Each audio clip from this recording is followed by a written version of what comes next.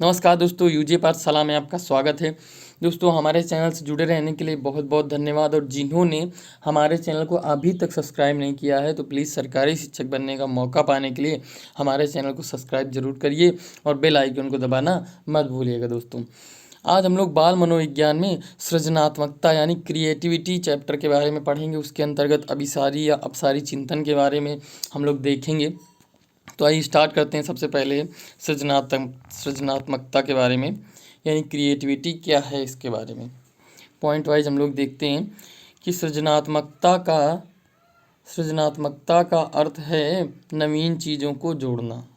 सृजनात्मकता का अर्थ है नवीन चीज़ों को जोड़ना यानी कुछ नया करना सृजनात्मकता कहलाता है। क्रिएटिविटी जो शब्द है, सृजनात्मकता, क्रिएटिविटी शब्द की उत्पत्ति केरे शब्द से मानी जाती है, जिसका तात्पर्य है अस्तित्व में आना अथवा मौलिक रूप से उत्पन्न होना। क्रिएटिविटी शब्द की उत्पत्ति केरे शब्द से मानी जाती है, जिसका तात्पर्य है अस्तित्व में आना या मौलिक रूप से उत्पन्न होना। ये हो गया क्रिएटिविटी शब्द की उत्पत्ति के बारे में। अब हम लोग आगे आते हैं दोस्तों। तो आगे कहता है सृजनात्मकता जो है उसको हम लोग क्या क्या कहते हैं। सृजनात्मकता को सर्जनात्मकता भी कह सकते हैं, रचनात्मकता भी कह सकते हैं दोस्तों। तो सृजनात्मकता जो है किसी वस्तु विचार से संबद्ध किसी समस्या का समाधान निकालने आदि के क्षेत्र में कुछ नया रचने, आविष्कृत करने या पुनर्सृजित करने की प्रक्रिया है। एक ये परिभाषा हुई, यानी एक और अच्छे तरीके से समझने के लिए देखते हैं। सृजनात्मकता किसी वस्तु विचार से संबद्ध किसी समस्या का समाधान निकालने के लिए के क्षेत्र में कुछ नया रचने, आविष्कृत करने या पुनर्सृजित करने की प्रक्रिया है। कुछ नया रचने, आविष्कृत करने या पुनर्सृजित करने की प्रक्रिया है सृजनात्मकता। तो दोस्तों, ये हुई सृजनात्मकता का अर्थ या परिभाषा की बात करें। तो अब हम लोग कुछ मनोवैज्ञानिकों के अनुसार परिभाषा देख लेते हैं दोस्तों। जैसे जेम्स ड्रेवर महोदय थे। जेम्स ड्रेवर महोदय ने कहा है सृजनात्मकता मुख्यतया नवीन रचना या उत्पादन में होती है। सृजनात्मकता जो है मुख्यतया नवीन रचना या उत्पादन में होती है। ये हो गई जेम्स ड्रेवर जी के अनुसार। अब आते हैं क्रो एंड क्रो महोदय के अनुसार। तो क्रो एंड क्रो महोदय कहते हैं सृजनात्मकता मौलिक परिणामों को व्यक्त करने की मानसिक प्रक्रिया है। सृजनात्मकता जो है मौलिक परिणामों को व्यक्त करने की मानसिक प्रक्रिया है। ये क्रो एंड क्रो महोदय के अनुसार हो गई। अब हम लोग दोस्तों देखते हैं, परिभाषा हम लोगों ने देख ली। अब हम लोग आते हैं सृजनात्मकता का स्वरूप के बारे में कुछ पॉइंट्स देख लेते हैं।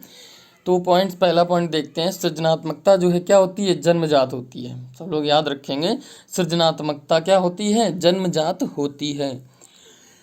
सृजनात्मकता को वातावरण प्रभावित करता है दोस्तों। सृजनात्मकता को जो है वातावरण प्रभावित करता है। दोस्तों, कोई क्वेश्चन आ गया कि सृजनात्मकता को वातावरण प्रभावित करता है या नहीं, तो करता है या नहीं दोस्तों, तो कहेंगे हाँ, वातावरण प्रभावित करता है सृजनात्मकता को।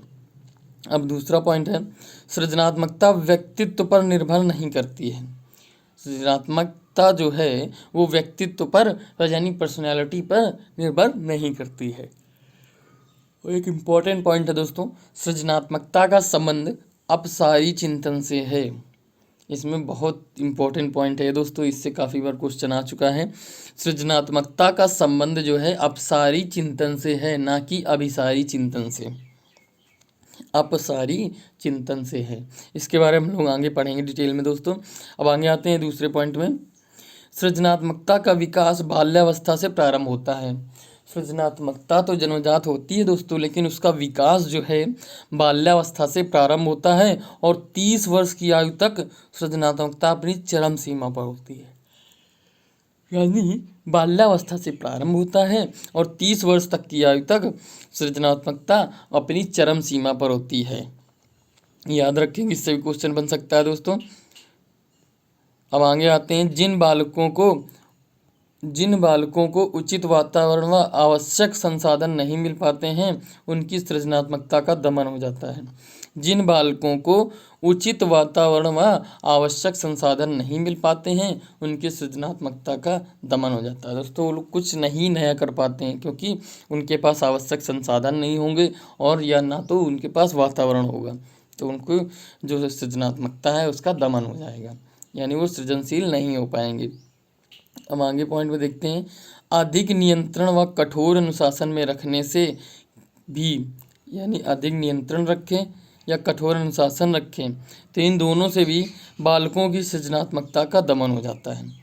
यदि हम बालक को अधिक नियंत्रित रखें या उसको ऐसे कठोर अनुशासन प्रदान करें, यानी ऐसे अनुशासन उसके ऊपर डाल दें तो वो सृजनात्मकता का उसका दमन हो जाएगा, वो सृजनशील नहीं बन पाएगा। अब आगे पॉइंट में आते हैं, कहते हैं सृजनात्मकता व बुद्धि का सकारात्मक संबंध होता है। सृजनात्मकता व बुद्धि का सकारात्मक संबंध होता है। आगे पॉइंट है, औसत से अधिक बुद्धि वाला बालक, जो औसत से अधिक बुद्धि वाला बालक है वो सृजनशील हो सकता है। औसत से अधिक बुद्धि वाला जो बालक है वो सृजनशील हो सकता है। मेरे पॉइंट दोस्तों, अब हम लोग आते हैं सृजनात्मकता का आधार के बारे में पढ़ेंगे। सृजनात्मकता का आधार क्या है? तो कहते हैं सृजनात्मकता का आधार चिंतन है। क्या है? सृजनात्मकता का आधार चिंतन है। चिंतन और सृजन के संबंध में गिलफोर्ड ने विचार किया है, के संबंध में चिंतन और सृजन के संबंध में गिलफोर्ड महोदय जो थे उन्होंने विचार किया। किसने किया है? गिलफोर्ड महोदय ने विचार किया है। अब गिलफोर्ड महोदय के अनुसार सृजनात्मकता के अंतर्गत 5 मानसिक व्यवहार समाहित हैं। कितने? 5 मानसिक व्यवहार समाहित हैं, यानी सृजनात्मकता के आधार उन्होंने 5 बताए हैं दोस्तों। कौन कितने? 5 आधार बनाए। किन्होंने बताए दोस्तों? तो चिंतन और सृजन को संबंध में गिलफोर्ड महोदय ने विचार किया है। ये पूछ सकता है दोस्तों कि चिंतन और सृजन के संबंध में किसने विचार किया है? तो कौन? गिलफोर्ड महोदय। अब आगे आते हैं, इनके 5 व्यवहार जो हैं, 5 मानसिक व्यवहार हैं, उनके बारे में देख लेते हैं। तो है एक संज्ञान, यानी कॉग्निशन। अब इसी से हम लोगों ने पियाजे के संज्ञानात्मक विकास के सिद्धांत पढ़े थे दोस्तों, वही ये संज्ञान है दोस्तों। अब आगे आ गया स्मृति, यानी मेमोरी। स्मृति हमारी इसी के अंतर्गत आता है। फिर आता है अपसारी चिंतन, बहुत इंपॉर्टेंट दोस्तों, ये पूछ लेता है अक्सर, अपसारी चिंतन। इसके बाद अवसारी चिंतन। अपसारी का मतलब डाइवर्जेंट थिंकिंग, अभिसारी का मतलब कन्वर्जेंट थिंकिंग। इनके बारे में आगे भी पढ़ रहे हैं दोस्तों। हुआ मूल्यांकन, इवेल्युएशन। ये हमारे 5 मानसिक व्यवहार हैं जो सृजनात्मकता के आधार हैं दोस्तों।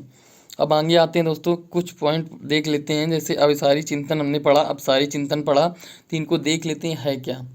तो अभिसारी चिंतन होता क्या है, यानी कन्वर्जेंट थिंकिंग जो है वो क्या है। तो कहते हैं कि केवल एक ही बिंदु पर केंद्रित होकर चिंतन करना अभिसारी चिंतन कहलाता है। यानी हम लोग अगर किसी एक चीज़ को ही लेकर चिंतन करें, एक ही बिंदु पर केंद्रित होकर चिंतन करें, यानी किसी एक चीज़ को सोच रहे हैं उसी के अंदर ही चिंतन करने लगें, उसी के बारे में ही सोचें, तो वो हमारा अभिसारी चिंतन हो गया। ना कि चारों तरफ की ओर और कोई नई चीज़ ना सोचें, सिर्फ वही सोचें, तो हमारा अभिसारी चिंतन हो जाएगा। इसमें अधिक विकल्पों और विचारों के फैलाव को स्थान नहीं होता है। यानी अधिक विकल्पों का मतलब हुआ दोस्तों, केवल सिर्फ एक ही चीज़ के बारे में सोच रहे हैं तो आगे विकल्प हम आगे नहीं सोच पाएंगे उसको और दूसरे विकल्प के बारे में, और विचारों के फैलाव को स्थान नहीं मिलता है। तभी तो दोस्तों अगर एक ही चीज़ के बारे में सोचेंगे तो हमारे विचार फैलेंगे ही नहीं। तो ये हुआ हमारा अभिसारी चिंतन दोस्तों। इसमें याद रखेंगे, अभिसारी का मतलब है एक तरह से सिकुड़ना होता है। तो हमारा जो चिंतन होता है वो केंद्रित होता है एक ही बिंदु की ओर, यानी हम चिंतन सिर्फ एक ही पॉइंट पर ही करेंगे दोस्तों, इसमें सिर्फ एक ही पॉइंट पर करेंगे। अब आता है अपसारी चिंतन, यानी डाइवर्जेंट थिंकिंग। तो डाइवर्जेंट थिंकिंग कहता है कि जब किसी बालक को चिंतन के अनेक विकल्प और विचारों को अलग अलग दिशाओं में फैलाने का अवसर दिया जाता है। ये है जब किसी बालक को चिंतन के अनेक विकल्प और विचारों को अलग अलग दिशाओं में फैलाने का अवसर दिया जाता है तो इसे अपसारी चिंतन कहते हैं। अब यही हुआ दोस्तों, उसमें विकल्प हमारा सिर्फ एक ही होता है, सीमित होता है, विचारों को भी फैलाने का अवसर नहीं प्रदान किया जाता। और यहाँ पे अनेक विकल्प होंगे और विचारों को अलग अलग दिशाओं में फैलाने का अवसर दिया जाएगा। तो इसे ही हम अपसारी चिंतन कहेंगे, यानी फैलाव होगा एक तरह का। तो ये हुआ अपसारी चिंतन। इसको जैसे हुआ आउट ऑफ द बॉक्स चिंतन, इसको आउट ऑफ द बॉक्स चिंतन भी कहते हैं दोस्तों। अब हम लोग फिगर की सहायता देख लेते हैं। जैसे अभिसारी चिंतन हुआ, देखिए दोस्तों, इसमें अंदर की ओर किरणें आई हुई हैं, तो मतलब हुआ एक पॉइंट ये हमारा हो गया, इसी के बारे में सिर्फ सोच रहे हैं और आगे फैलाव कोई नहीं होगा, सिर्फ हमारे पास यही विकल्प है, इसके अलावा कोई विकल्प नहीं है, इसीलिए विचारों का फैलाव नहीं हो पाता है। अपसारी चिंतन हुआ, इसमें बाहर की ओर फैल रही है देखिए किरणें, तो ये हुआ अपसारी चिंतन, क्योंकि इसमें फैलाव होता जा रहा है, तभी विकल्प अनेक विकल्प बनते चले जाएंगे और हमारी बुद्धि का विकास भी और अच्छी तरीके से होगा। ये हुआ हमारा अपसारी चिंतन दोस्तों। अपसारी में याद रखेंगे, अलग अलग दिशाओं में फैलाने का अवसर मिलता है, अनेक विकल्प होते हैं, और अभिसारी में विकल्प नहीं होते हैं, फैलने का अवसर नहीं मिलता। इनसे क्वेश्चन बन सकता है दोस्तों, याद रखेंगे, बहुत इंपॉर्टेंट है। अब हम लोग आते हैं सृजनात्मकता के तत्व पढ़ेंगे। सृजनात्मकता के तत्वों की बात करें तो हमारे 4 तत्व होते हैं सृजनात्मकता के। कितने? 4 तत्व। कौन कौन से? प्रवाह यानी फ्लुएंसी, विविधता यानी फ्लेक्सिबिलिटी, मौलिकता यानी ओरिजिनलिटी, और विस्तारण यानी इलोबरेशन। ये हुआ विस्तारण। ये हमारे 4 जो हैं, ये टॉरेंस के परीक्षण के आधार भी माने जाते हैं दोस्तों।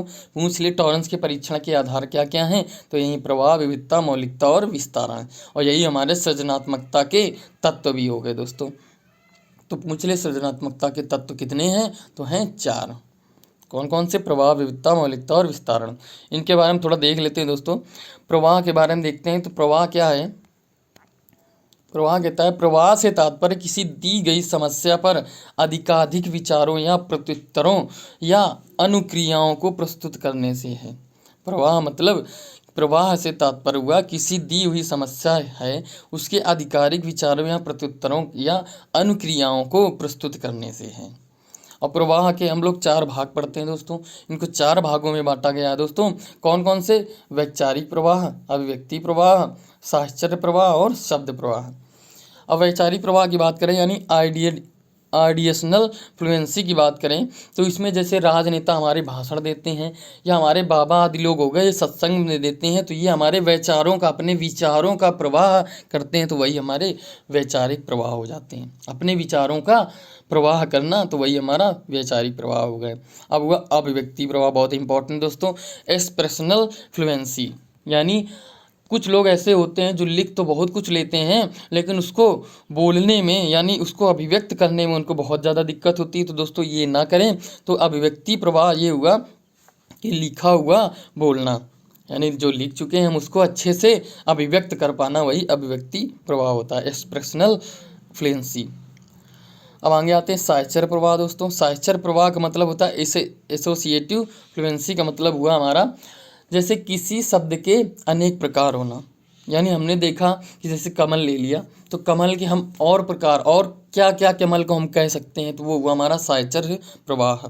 यानी उसके पर्यायवाची हम लोग ढूंढ लें तो हमारे साहचर्य प्रवाह हो गया। उसके साथ और कौन कौन से शब्द हैं, उनको हम लोग साहचर्य प्रवाह कहेंगे। तो ये हुआ साहचर्य प्रवाह दोस्तों। अब आगे आते हैं शब्द प्रवाह में। तो शब्द प्रवाह यानी वर्ड फ्लुएंसी की बात करें तो उसमें आता है, जैसे हम लोग पढ़ते हैं उपसर्ग प्रत्यय से शब्द बनना, कि उपसर्ग हमारा किसी शब्द के पहले लग जाएगा तो उससे एक शब्द बन जाएगा, नया शब्द, तो वही हमारा शब्द प्रवाह होता है। किस तरह से हम शब्दों को और अच्छा बना सकते हैं, वो हमारा हुआ शब्द प्रवाह दोस्तों। तो ये हमारे 4 हो गए प्रवाह। प्रवाह को 4 भागों में जो बांटा गया था वो हुआ वैचारिक प्रवाह, अभिव्यक्ति प्रवाह, साहचर्य प्रवाह यानी और शब्द प्रवाह। तो ये हमारा प्रवाह खत्म हुआ दोस्तों। अब आगे आते हैं दूसरा भाग की ओर पढ़ेंगे, जो है विविधता। क्या है? विविधता। तो विविधता से अभिप्राय किसी समस्या पर दिए प्रत्युत्तरों या विकल्पों में विविधता के होने से इससे ज्ञात होता है कि व्यक्ति के द्वारा प्रस्तुत किए गए विकल्प या प्रत्युत्तर कितने भिन्न भिन्न प्रकार के हैं। कहता है विविधता से अभिप्राय किसी समस्या पर दिए प्रत्युत्तरों या विकल्पों के विविधता के होने से है। इसका अभिप्राय है किसी समस्या कर दिए गए उत्तर जो होते हैं, प्रत्युत्तर होते हैं या विकल्प होते हैं, उनमें विविधता के होने से है। विविधता मतलब भिन्न भिन्न चीज़ होना, उससे हमारा इसका अभिप्राय होता है। इससे यह ज्ञात होता है कि व्यक्ति के द्वारा प्रस्तुत किए गए विकल्प या प्रत्युत्तर कितने भिन्न भिन्न प्रकार के हैं। विविधता का मतलब जो उत्तर दिए गए हैं वो कितने प्रकार के हैं, वो हो गई विविधता। इसे याद रखेंगे दोस्तों। अब आगे आते हैं मौलिकता। दोस्तों कौन सी मौलिकता प्रकार है? तो मौलिकता मुख्य रूप से नवीनता से संबंधित होता है। मौलिकता का मतलब होता है नवीनता, यानी नवीनीकरण, यानी नवीनता से संबंधित होता है मौलिकता। और व्यक्ति के अन्य से भिन्न विकल्पों को मौलिक विकल्प कहा जाता है। व्यक्ति के अन्य से भिन्न विकल्पों को मौलिक विकल्प कहा जाता है। कौन? जैसे वस्तुओं के नए उपयोग बताना, जैसे हो गया मौलिकता का मतलब हो गया, यानी नवीनता का मतलब हुआ वस्तुओं के नए उपयोग बताना। कहानी, कविता या लेख के शीर्षक लिखना। कहानी, कविता या लेख के शीर्षक लिखना, या जैसे हम लोग कोई कहानी लिख रहे हैं दोस्तों, उनसे हमारा शीर्षक पता करना होता है, तो वो हो गया हमारा कहानी, कविता का लेख से शीर्षक लिखना। शीर्षक का मतलब हम जिसके बारे में उसमें वर्णन कर रहे हैं, तो वो हो गया हमारा शीर्षक लिखना। अब जैसे हो गया परिवर्तनों के दूरगामी परिणाम बताना।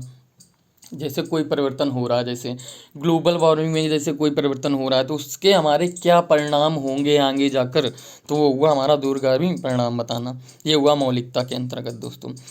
अब आता है नवीन प्रतीक खोजना। नवीन प्रतीक खोजना, ये हमारा भी मौलिकता के अंतर्गत आता है। ये हमारे मौलिकता के उदाहरण हुए दोस्तों। मौलिकता क्या थी? मुख्य रूप से नवीनता से संबंधित थी। व्यक्ति के अन्य से भिन्न विकल्पों को मौलिक विकल्प कहा जाता है। जैसे वस्तुओं के नए उपयोग बताना, कहानी, कविता का शीर्षक लिखना, परिवर्तनों के दूरगामी परिणाम बताना और नवीन प्रतीक खोजना। तो ये हुआ दोस्तों हमारा मौलिकता। हमारे यहाँ से आगे आता है विस्तारण। विस्तारण दोस्तों, ये तत्व आखिरी तत्व है विस्तारण। तो विस्तारण से तात्पर्य दिए गए विचारों या भावों को विस्तृत व्याख्या या व्यापक पूर्ति या गहन प्रस्तुतिकरण से होता है। विस्तारण का मतलब दोस्तों होता है विस्तृत व्याख्या करना किसी चीज़ की, कि दिए गए विचारों या भावों की विस्तृत व्याख्या करना। कोई दिए गए विचार हैं उनकी, तो हम किस तरह से उसकी व्याख्या कर सकते हैं, कितनी अच्छी तरीके से हम लोग उसको किसी के सामने प्रस्तुत कर सकते हैं, या व्यापक पूर्ति या गहन प्रस्तुतिकरण, ये हमारा विस्तारण कहलाता है। यानी विस्तारण से तात्पर्य दिए गए विचारों को, भावों को विस्तृत व्याख्या करना या व्यापक पूर्ति करना या गहन प्रस्तुतिकरण करना ही हमारा विस्तारण कहलाता है। तो विस्तारण के दोस्तों दो भाग होते हैं। विस्तारण का मतलब एक तरह से याद रखेंगे कि विस्तृत व्याख्या करना। गहन प्रस्तुतिकरण मतलब कितनी अच्छी तरीके से हम उसको प्रस्तुत कर सकें, वही हमारा विस्तारण है। कोई भी तुम आगे कोई विचार दिए गए, उनको कैसे हम विस्तृत कर सकते हैं, यानी कैसे उनको व्याख्यात कर सकते हैं, वो हमारा विस्तारण हो गया। विस्तारण को दो भागों में बांटा गया, शाब्दिक विस्तारण और आकृतिक विस्तारण। शब्दों के माध्यम से और आकृतियों के माध्यम से विस्तारण करना। इस तरह से हमारे तत्व खत्म होते हैं सृजनात्मकता के दोस्तों।